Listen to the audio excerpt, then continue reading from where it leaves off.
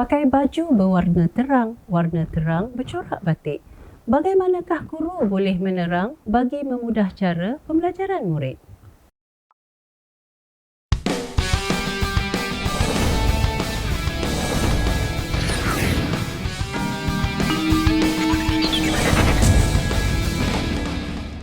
Bismillahirrahmanirrahim. Assalamualaikum warahmatullahi wabarakatuh dan salam sejahtera. Guru manakah yang tidak pernah menerangkan sesuatu kepada pelajar mereka? Walaupun dalam pembelajaran abad ke-21, pelajar harus lebih banyak belajar dengan melakukan sesuatu secara aktif berbanding mendengar dengan pasif, tidak boleh tidak, guru perlu juga menerangkan sesuatu kepada pelajar. Kemahiran menerang yang baik penting bagi menyampaikan arahan atau kandungan pelajaran yang banyak dalam masa yang singkat. Apabila guru menerang, seboleh-bolehnya masa yang diambil adalah pendek kerana penerangan yang panjang akan menyebabkan pelajar hilang fokus dan bosan. Bagaimanakah guru boleh menerang tetapi pada masa yang sama melibatkan pelajar sebagai pendengar yang aktif? Apakah tujuan guru memberi penerangan? Menyampaikan maklumat dengan cara yang berkesan, menstruktur pengetahuan dan kefahaman pelajar, memberi arahan. Terdapat 3 jenis penerangan: penakkulan, interpretatif dan deskriptif. Penakkulan ialah menggunakan proses logik untuk menjawab soalan, menstruktur semula konsep atau idea. Interpretatif iaitu menghuraikan maksud sesuatu istilah atau kenyataan, idea, konsep, prinsip atau teori. Deskriptif iaitu menghuraikan proses, struktur dan prosedur, arahan jelas langkah-langkah menjalankan sesuatu. Mari kita lihat beberapa contoh bagi setiap jenis penerangan. Penerangan jenis penakkulan.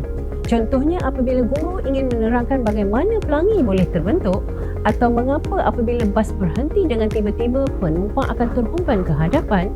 Contoh bagi tujuan menstruktur semula idea atau konsep. Pelajar kadang-kadang mempunyai idea yang salah atau miskonsepsi tentang sesuatu konsep dalam fizik.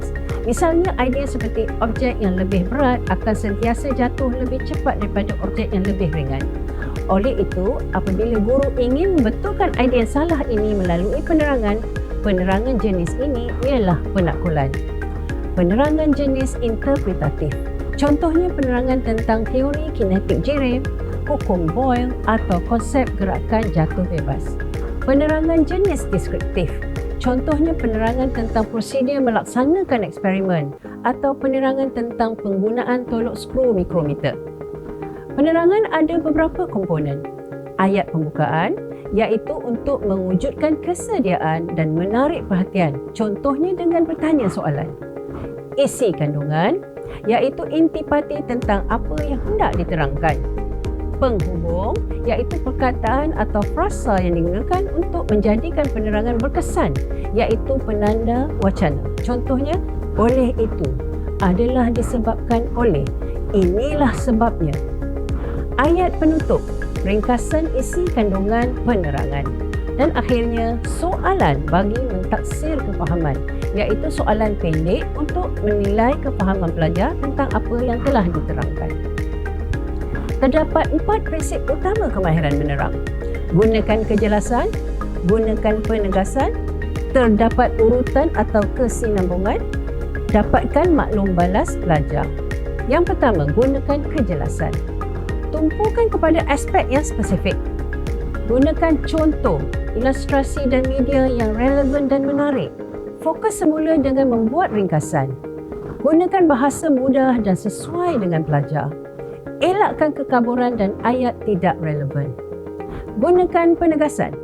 Contohnya, intonasi berbeza, penunjuk atau penyerlah, pergerakan, gerak isyarat. Seterusnya, terdapat urutan atau kesinambungan. Penerangan boleh jadi secara induktif atau diduktif. Jikalau induktif, maksudnya urutan penerangan adalah dari contoh-contoh spesifik kepada idea yang lebih umum. Misalnya, jikalau guru ingin menerangkan konsep inersia secara induktif, maka guru akan tunjukkan contoh-contoh kesan inersia seperti menunjukkan video atau membuat demonstrasi. Dalam video sepatutnya jelas menunjukkan ada kecenderungan objek yang pegun untuk terus pegun atau objek yang bergerak untuk terus bergerak. Hasilnya, penumpang akan terhumban ke hadapan apabila bas yang bergerak membrek serta-merta atau penumpang tersentak ke belakang apabila bas bergerak ke hadapan dengan tiba-tiba.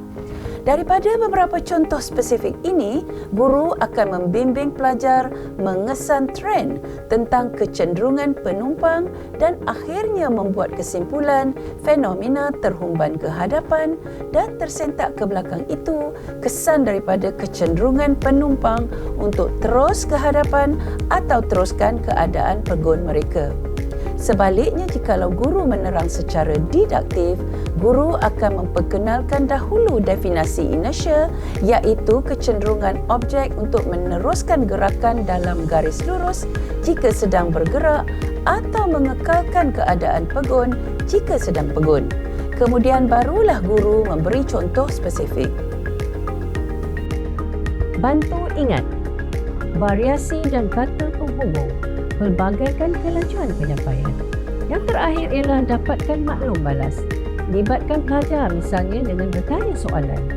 Wujudkan peluang pelajar menunjukkan kefahaman, minat dan sikap mereka. Mari kita imbas semula 4 prinsip utama kemahiran menerang. Gunakan kejelasan, gunakan penegasan, perlu ada urutan atau kesinambungan dan dapatkan maklum balas pelajar.